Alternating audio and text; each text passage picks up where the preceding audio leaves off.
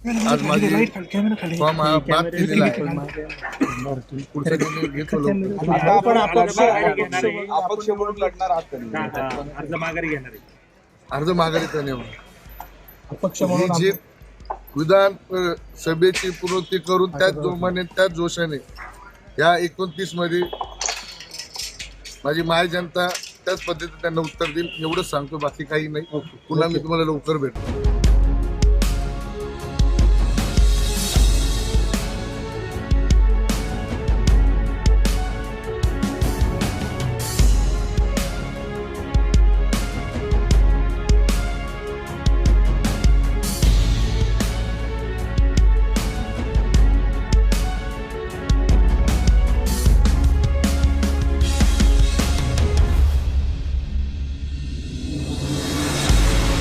परंतु तुम्हाला माहिती आहे, मागची पुनरुत्ती पुन्हा झालेली आहे.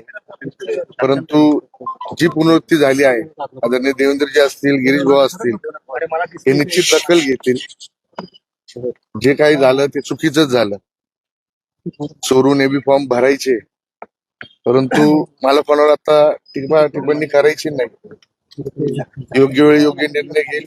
पक्षश्रेष्ठी सांगतील त्या हिशोबाने पुढे चालेल. परंतु एकच एवढं मी आवाहन करतो का मी कुठल्याही बलाढ्या राजकारणीचा पोरगा नाही, का कोणाचा नातू नाही, का पंतू नाही, काही नाही. मी एक सर्वसाधारण कुटुंबातला पोरगा होतो. पक्षाचं काम अतिशय जोमाने मी करत होतो. पक्षाने माझ्यावर विश्वास ठेवला आणि त्या पक्षाने मला एबी फॉर्म सुद्धा दिला. परंतु घातपात करायची सवय असते, तसा घात परत माझा झालेला आहे. योग्य वेळी योग्य मी दिशा सांगेल आणि येत्या काळात तुम्ही सगळा बघायला आहातच. पण माझे नागरिक, माझे माय माऊली सुज्ञ आहे. विधानसभेची पुनरुत्ती केल्याशिवाय मी थांबणार नाही. एवढं तुम्हाला अधिकाऱ्यांनी काय सांगितलं नक्की, म्हणजे काय पहिले अर्ज आला, काय नक्की झालं, काय कोणाचा अर्ज पाहिजे, काय सांगितलं अधिकाऱ्यांनी? एबी फॉर्म माझा पहिला होता आणि जो नामनिर्देश फॉर्म होता तो त्यांचा पहिला होता.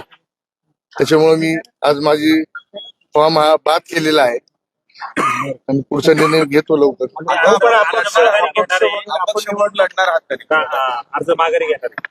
अर्ज माघारीचा नाही होणार. अपक्ष ही म्हणून जी विधान सभेची पुनरुत्ती करून त्याच जोमाने त्याच जोशाने या 29 मध्ये माझी माय जनता त्याच पद्धतीने त्यांना उत्तर देईल एवढंच सांगतो, बाकी काही नाही. पुन्हा मी तुम्हाला लवकर